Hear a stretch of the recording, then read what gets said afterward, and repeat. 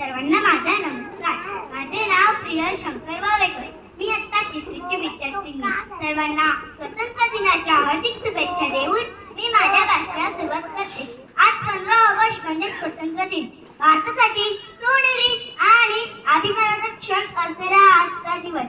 हा विशेष दिवस संपूर्ण भारतात राष्ट्रीय सण म्हणून साजरा केला जातो. आज आपल्या भारताचा 79वा स्वातंत्र्य दिवस साजरा करत आहोत. 15 ऑगस्ट 1947 ला भारत देश आज संपूर्ण इंग्रजांच्या गुलामगिरीतून मुक्त झाला. आपला देश स्वतंत्र होण्यासाठी हजारो क्रांतिकारकांनी, राष्ट्रभक्तांनी, नेत्यांनी आपल्या प्राणाची आहुती दिली. भयानक अत्याचार, असंख्य वेदना सहन केल्या.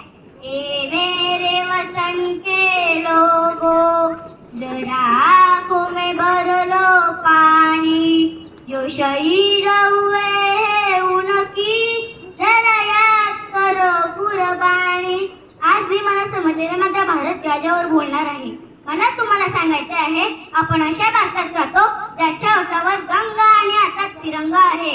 जो भारत तो कधी सत्यम शिवम सुंदरम, कधी वंदे मातरम, तर कधी पंजाब सिंधू गुजरात मराठा द्राविड उत्तर बंगा हो.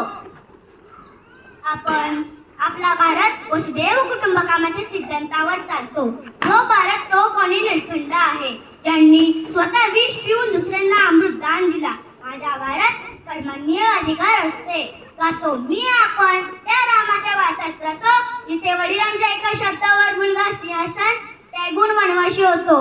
आपण त्या भारतातून येतो जिथे स्त्रियांना त्यांच्या स्वाभिमानातून ओळखतो. माझा भारत प्रेमाचा पुण्यलोक अंशुचा जन्मस्थान आहे. पण इथे जर स्त्रीचा आदर असेल तर आमचा बच्चा बच्चा अनमान आहे. देशभक्ती काय आहे महाराज? आधी लगीन कोंडाळाचं, मग माझ्या रायबाचं, असं तानाजी मालुसरे म्हणतात. व छत्रपती शिवाजी महाराज त्यांच्या स्वतःचे स्वप्न स्वतःच्या खांद्यावर घेतात. तो आहे खरा देशभक्ती. म्हणजेच पहिले राष्ट्र नंतर स्वतः. स्वतंत्रवीर सावरकर म्हणतात, देह आणि देव यांच्यामध्ये देश येतो आणि आपण त्या देशाची देण लागतो.